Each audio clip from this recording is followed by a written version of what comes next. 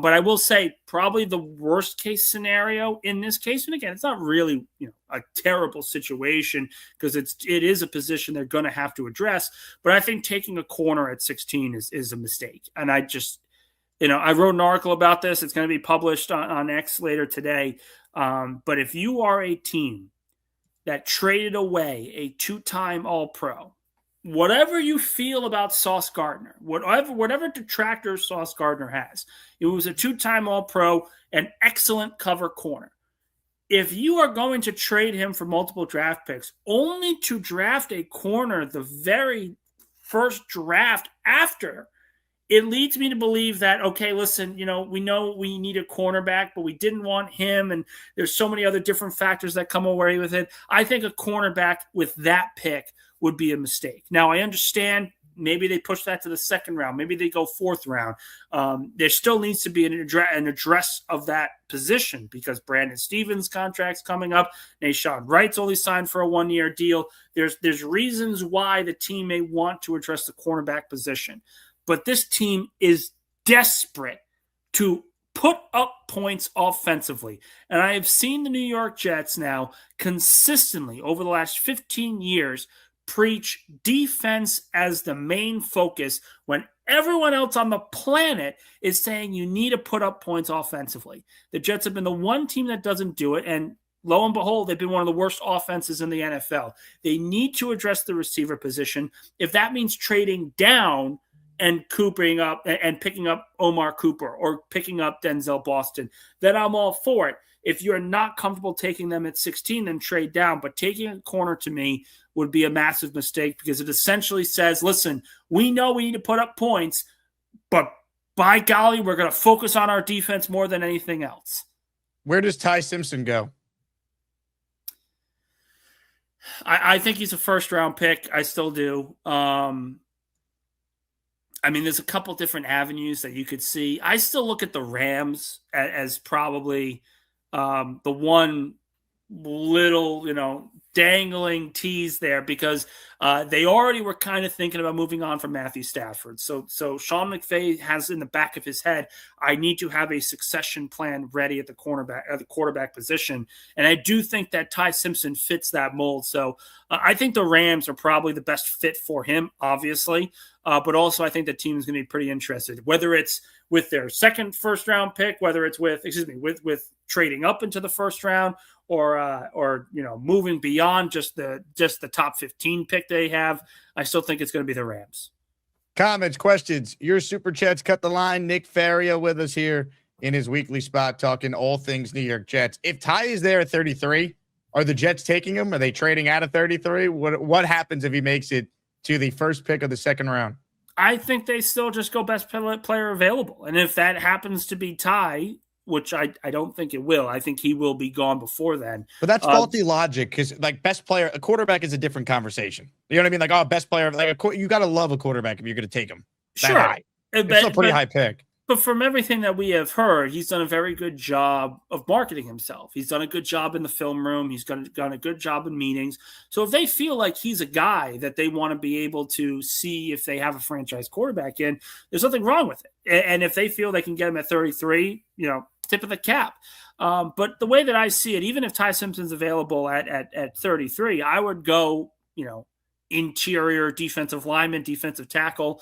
I would not oppose to an offensive lineman either because you need that depth. Parm and Myers are going to be free agents. You could address the safety position. This is a very deep safety class, and Minkah Fitzpatrick's getting older. Dane Belton's on a one-year deal.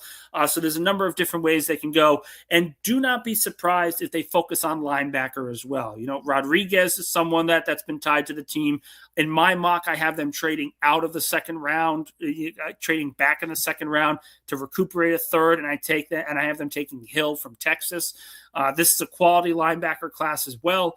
There's a lot of different ways the Jets can go, and it's a testament to them because they have been able to use the offseason to address a lot of needs. Now, it's not really, oh my God, they need an offensive lineman, or oh my God, they need a safety. Now it's about finding the right fit for your team that's a top prospect going into the second and third round. We know they need a receiver. We know they need an edge rusher, and they are in position to get both spots early on in the first round of the draft.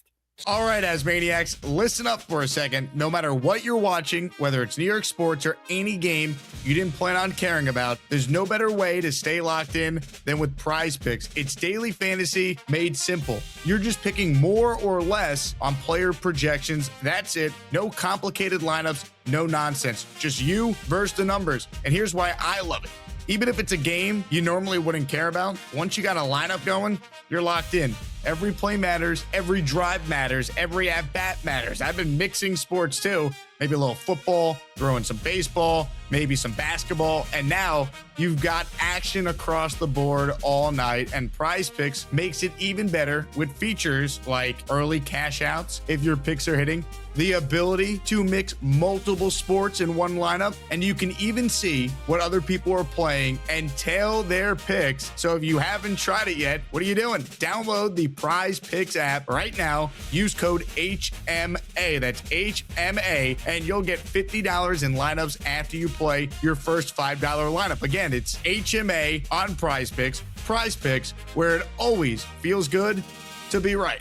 Ron writes in that Faria has become an NFL word salad. Would you like to respond to Ron's criticism? Don't know what that means. It's okay. I appreciate it. Do you like salads in general? Not really, but I'll have one with steak. You know what? I have been a witness to such a thing. There's no doubt about that. Which player, if they're there at 33, would you say, I don't care what the offer is, within reason, I'm just going to stick and pick and not move down? Do you have one? Yeah, I would say probably the kid from Oregon. If Thieneman drops to 33, which is not a guarantee, but if he gets to 33, I'm taking him regardless. I think he's an absolute stud. And someone where, listen, I think the Jets are going to be able to balance this thing out where they don't have to go all offense or all defense. They can kind of split it right down the middle. 2 offensive players if they stay with their 4 picks, and then 2 defensive players. So I think Thieneman's probably the guy where if he's available at 33, I'm running up the table to put the card in. Comments, questions, super chats, cut the line like this one here that we just received from Doc Jetfan, who's in our raffle for the Parcells helmet at the end of our stream today for 2. He says, spot on, Nick. 1996 defense travels and wins championships. 2026, based on today's rules, smart OCs can create mismatches that are unstoppable. Dear Jets, please join the 21st century in roster building. Spot on to you, Doc. And we've talked about this with Robbie Sabo on the show at length. The Jets are behind the times with how they've operated. That's how you are a franchise that is bottom 10 in offense 10 straight years. No team since the merger of 1970 has ever had 10 straight seasons where you ranked in the bottom 10 in scoring and offensive yards. They've done that for 10 consecutive years. They've been a bottom 10 offense in the 2 most important offensive categories, yards and points. It's really unfortunate because they have the talent on this roster. And this is why I said that I think there was some confusion in the chat because I said, they should go defensive player at 33. It's not what I said. I said they should go best player available. If it is a defensive player, then so be it. But quite frankly, that is why at 16 it needs to be a receiver or a plan for a receiver. Whether you're trading up or trading back for one, it has to be a pass catcher because it is the one thing on offense that they desperately, desperately need. They need someone to be able to complement Garrett Wilson out wide at the X spot and allow Garrett Wilson to work where he works best. This is a no-brainer to me. The fact that the Jets have not been to the playoffs 15 years, there's one common denominator, and it's the coaches that they hire. It is the style that they lead with, and it's the fact that they are more focused on a rebuilding culture than actually winning games. Winning builds culture. I have said it repeatedly now for the last few years. If you want a culture changer, then you get someone who can actually win, and you want someone who can win that usually stems from an offensive-minded individual. State says Bailey is lazy and takes plays off, can't defend the run. Your thoughts, guys? I don't think he's lazy, and I don't think his issues against the run are as glaring as some. I think the truth is probably somewhere in the middle. Yeah, I agree. I know the majority. I said this on Boyd Green yesterday. The majority of Jets X-Factor has seen the tape, and they do not want Bailey, any sense of the imagination. They want to avoid him like the plague. Who would win in a battle royale, the Jets X-Factor guys or the U Stadium guys? Because U Stadium, they're Bailey Bros all the way. Jets X-Factor, they're like leading the Arvell army. Well, quite frankly, as someone who works for Jets X-Factor, I will always take my team over anybody. But listen, I'm somewhere in the middle of this. I don't think the run defense issues are as glaring a hole as people want it to be. Do I think that the on-field concerns, the fact that he got into an altercation with the photographer, the fact that there were a couple other incidents, yeah, I think that's something that needs to be addressed. And the fact they didn't have a top 30 visit is a little surprising to me because of that. But again, if they take Bailey at 2, they have the most polished pass rusher in the draft. If they take Arvell Reese, they got the highest upside player in the draft. There is no way I look at either scenario and say the Jets made a mistake here. They win with either selection. Let's say hello to Ron before we will say goodbye to Nick, and I'll stay on for the rest of the calls. Hello, Ron. Hi, Jake. Nick, that was a really good salad you just made right there. Anyway, so Carl, that was so funny when you had Carl squirm. Jake, nobody realizes you're too big now. You got spies everywhere. Every show people watch, I watch them too. And it's like everybody, you can't get away with anything. So it's happened before. It's really funny, actually. And you were like I hope you take this right. You were like the sports version of Howard Stern in the early years, where you get all these characters. And anyway, it's just funny. It's a total compliment. Really, really funny. I love the growth of the show. And if you remember, Jake, a little while ago, unlike Carl, I do watch all your shows that I can, where you had Doozable, you were talking to Doozable, and he cleared up the Bailey run thing. So I don't really care who they pick, but that whole thing, I do trust his opinion on that. So anyway, but once again, I've been going back and forth like everybody. I want the right guy. I don't care who it is. Reese really does sound kind of appealing to me. And Nick, here's a question for you now.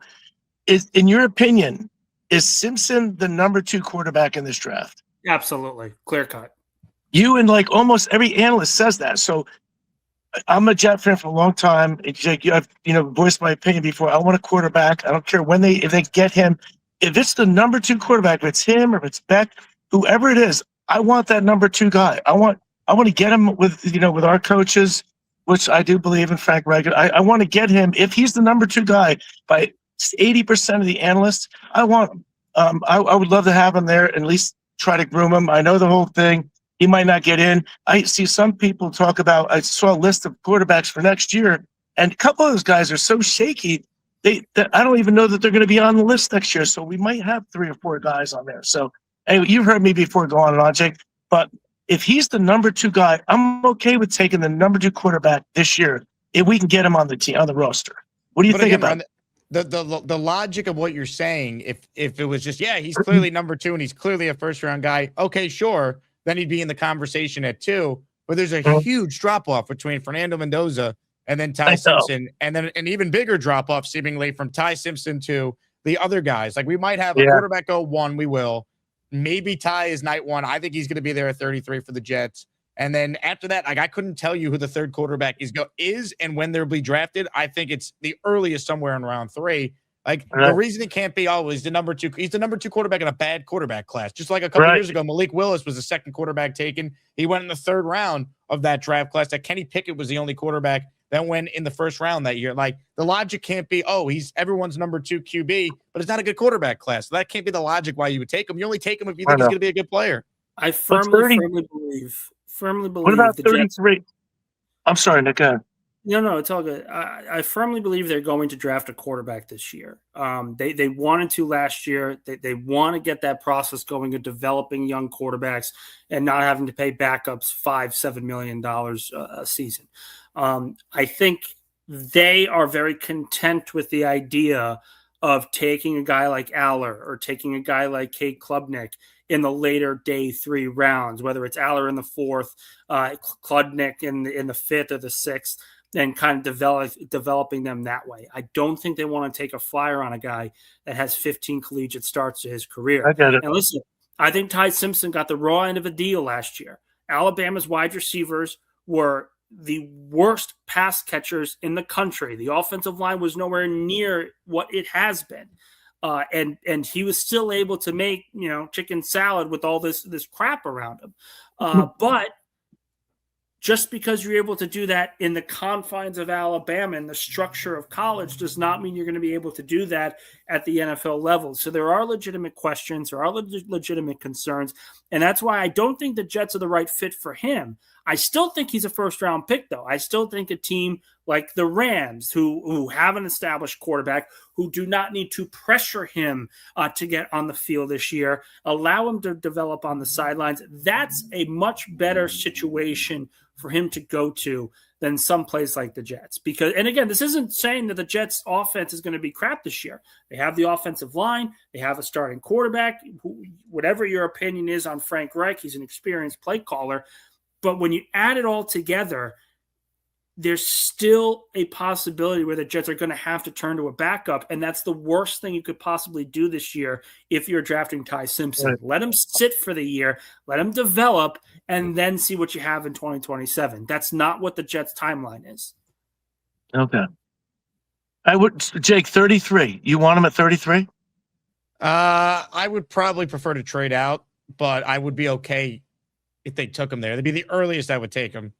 Okay. I'd love him at 44. I don't think he'll be there, but I would too. That'd be really good. All right. Well, you guys have a great day. Nick, nice talking to you. Jake, once again, love your show. Earlier, you said something about the earlier part of your show being more serious, right? And so my friend Dwayne, we have a bunch of we all watch the show. He says, boy, then they bring that big guy in that lives in his attic. And he's like, I said, you don't get it, man. You got to enjoy that stuff. He's like, global studio headquarters, not an attic. So I'm trying to get them, like, I learned to like all that stuff, and I'm trying to get them to, to buy into it. They'll watch a little bit. I saw that guy. I said, so you watched it. So they're starting to like it. So I'm trying to get them on board with the whole thing, but anyway, love it, man. Ron, really appreciate the kind words, man. One of the things we've done too is we post pretty much every day, 25 to 30 minutes of just two of the best segments or topics of discussion from the previous day. So those have done really well. So if you want just straight Jets, you can get that there. And usually the first 45 minutes to an hour, twice a day, you're not finding more Jets content than on this channel. Like, I'm sorry, it's just a fact. And I love all the other content creators. We have them on all the time, but I'm the only one who's doing 4 hours of content a day in June and July when there's nothing going on. And typically the first 45 minutes to an hour is mostly all Jets. So you can't make everyone happy, but the reason why I'm able to do this year round is because we do fun things like ASMANIAC Madness. We take calls. Charles Gorman will take his shirt off. These are the type of things that you need when you talk about a team that has missed the playoffs for 15 straight years. Hit it.